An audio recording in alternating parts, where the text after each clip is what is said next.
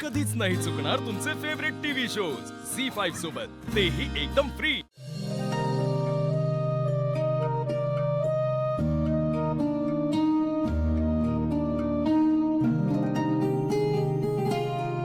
आई काय काय रे जोडी कुठे निघाली आता? आई माझ्या हातून खूप मोठी चूक झाली आहे,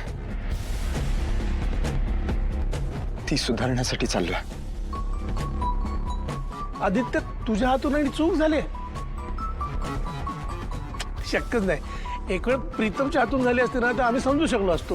बाबा श्रीकांत, अगं नाही बाबा, यावेळी माझ्याकडून चूक घडली। मी कोणाचं तरी मन दुखवलं, अविश्वास दाखवला,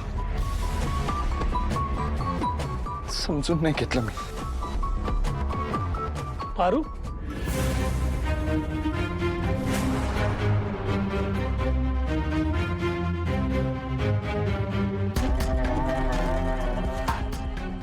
बाबा, पारू स्वतःच्या जीवाची कधी पर्वा न करता या घरासाठी वाटेल ते केलं तिने, आणि मी मागचा पुढचा काही विचार न करता तिला वाटेल तसं बोललोय। मला परत कधी तोंड दाखवू नको असं बोललोय, अक्षरशः हकललं मी तिला। आणि ती बिचारी काही न बोलता मी सांगेन ते गप गुमान ऐकून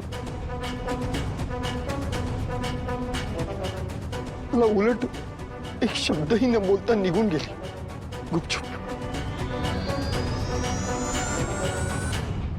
पण आता माझ्या लक्षात आलंय मी चुकलोय, चूक कसली, गुन्हा केलाय मी। आणि आई, मला माझी चूक सुधारायची आहे। मी पारूला आणायला चाललोय।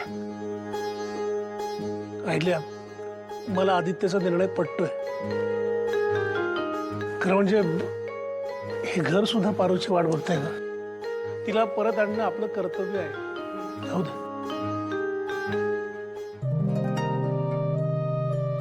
आदित्य, चूक करतो तो माणूस असतो आणि चूक सुधारतो तो एक उत्तम माणूस असतो। मला वाटतंय तुझा पारूला घेऊन ये, आणि तरी तिने ऐकलं नाही ना तर तिला म्हणावं तुझी देवी आई येईल आणि कान पकडून इथे घेऊन येईल।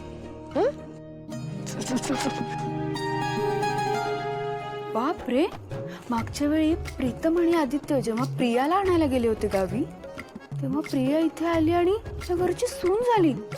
आता पारूला आणायला गावी चाललेत, म्हणजे पारू पण या घरची सून होणार की काय? देवा, शेवटी माझ्या पारूकडे आदित्य बाबांचं लक्ष गेलंच म्हणायचं। आता तरी तिला तिच्या वाट्याचं सुख मिळू दे। झी5 ॲप डाउनलोड करा आणि पहा सर्व एपिसोड्स एकदम फ्री।